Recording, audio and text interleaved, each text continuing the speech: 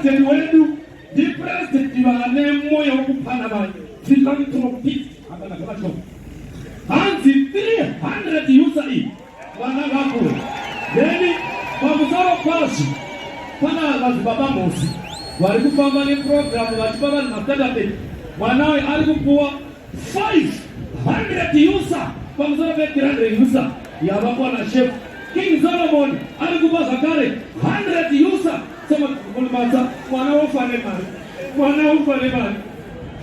wofane mali awuyunda kupedzisa uyunda kuti apedzise bo watirega indipedzise.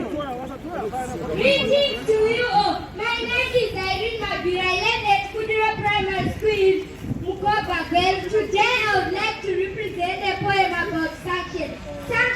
Sanction. Where are you hiding? Come out and let's talk. Sanction.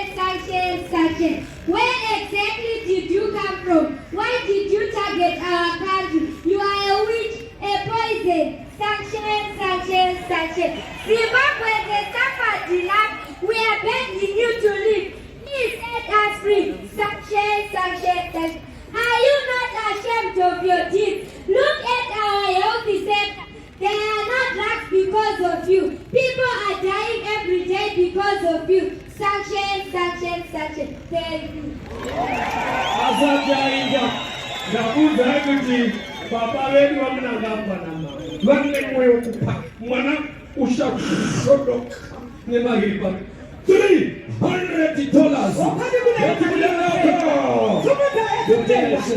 Kari kutenda.